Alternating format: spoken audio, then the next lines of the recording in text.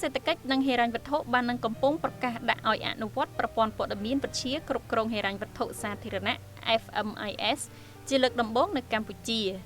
ប្រព័ន្ធថ្មីនេះអាចជួយរាជរដ្ឋាភិបាលកម្ពុជាក្នុងការរៀបចំផែនការអនុវត្តនិងតាមដានថវិកាដើម្បីកំណត់អតិភិប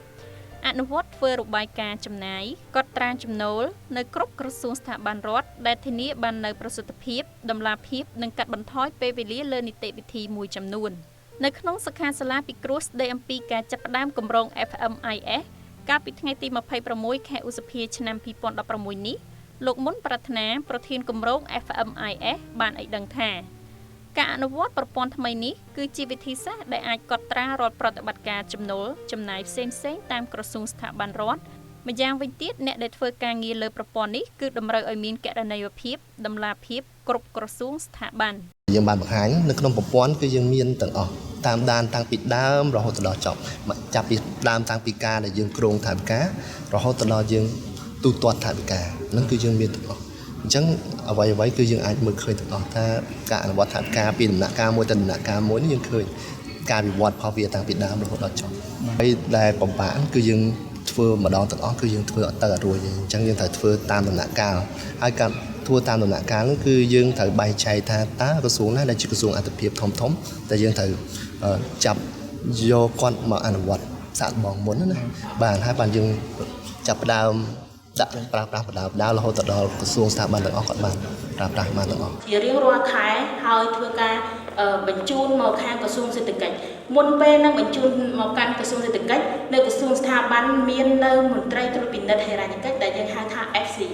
ចាជាមន្ត្រីត្រួតពិនិត្យហិរញ្ញកិច្ចគាត់ធ្វើការត្រួតពិនិត្យទៅលើឯកសារក៏ដូចជាអាណត្តិរបស់ក្រសួងស្ថាប័នថាតើក្រសួងស្ថាប័នបានរៀបចំនៅឯកសារគ្រប់គ្រាន់ដែរឬទេត្រឹមត្រូវដែរឬទេនិងមានថវិកាគ្រប់គ្រាន់ដែរឬទេខ្ញុំគិតថាតកតងនឹងការបង្ហាញចម្រឹកនេះសំខាន់គឺការ flow ឯកសារបាទការចរាចរណ៍ឯកសារពីកន្លែងមួយទៅកន្លែងមួយយើងឃើញថា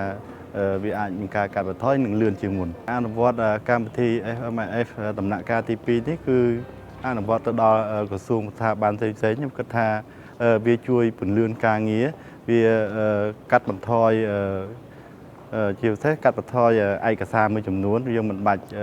ទុកឯកសារច្រើនបាទហើយវាពន្លឿនក្នុងការងាររបស់យើងអនុវត្តឧទាហរណ៍ដូចថាយើងក្រោយពីអនុវត្តយើងចង់បានព័ត៌មានឬចង់បានរបាយការណ៍យើងគ្រាន់តែคลิกទៅយើងអាចមើលដឹងហើយយើងអាចតាមដានពីថវិការបស់យើងថាយើងនៅក្នុងផែនការរបស់យើងចាយអស់ប្រមាណនៅសល់ប្រមាណដើម្បីយើងធ្វើអីតទៅទៀតការងារ FMIS នេះយើងឃើញថាការងារនីមួយៗមុខងារនីមួយៗទាំង6នោះទី1ការវិភាគថវិកាក្តីការបញ្ជាទិញក្តីក៏ដូចជាការគណនីដែលត្រូវសងឬមួយក៏គណនីដែលទូទាត់ឬមួយក៏កិច្ចការពាក់ព័ន្ធនឹងសាច់ប្រាក់ការគ្រប់គ្រងសាច់ប្រាក់និងតុល្យភាពសភៅធំទាំងអស់នេះសុទ្ធតែជាការងារដែលផ្ដល់នៅព័ត៌មានផ្ដល់នៅធ្វើឲ្យកិច្ចប្រតិបត្តិការក្នុងការងារតាក់ទងនឹងហិរញ្ញការគ្រប់គ្រងហិរញ្ញវត្ថុនឹងវាមានភាពងាយស្រួល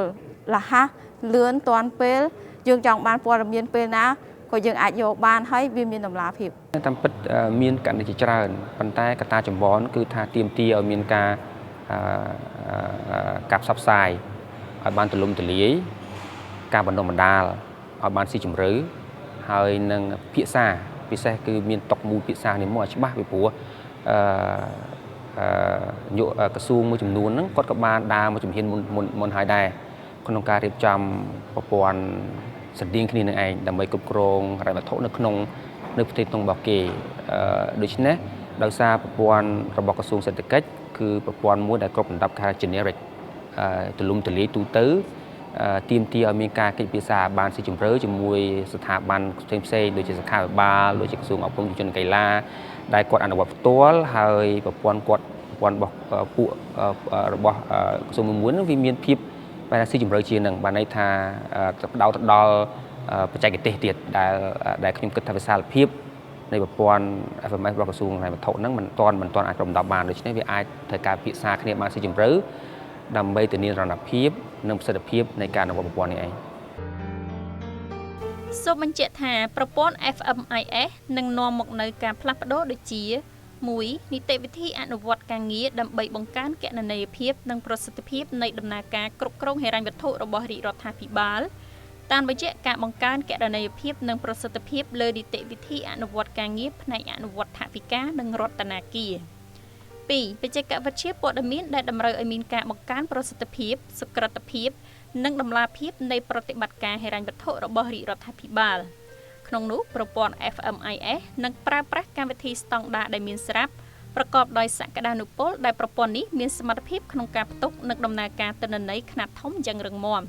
3. គោលនយោបាយដែលមានការផ្លាស់ប្ដូរនីតិវិធីអនុវត្តការងារនិងបច្ចេកវិទ្យានឹងតម្រូវឲ្យមានការផ្លាស់ប្ដូរគោលនយោបាយនិងបទបញ្ញត្តិជាពិសេសពាក់ព័ន្ធនឹងការអនុវត្តថវិកានិងបញ្ជីការគណនេយ្យ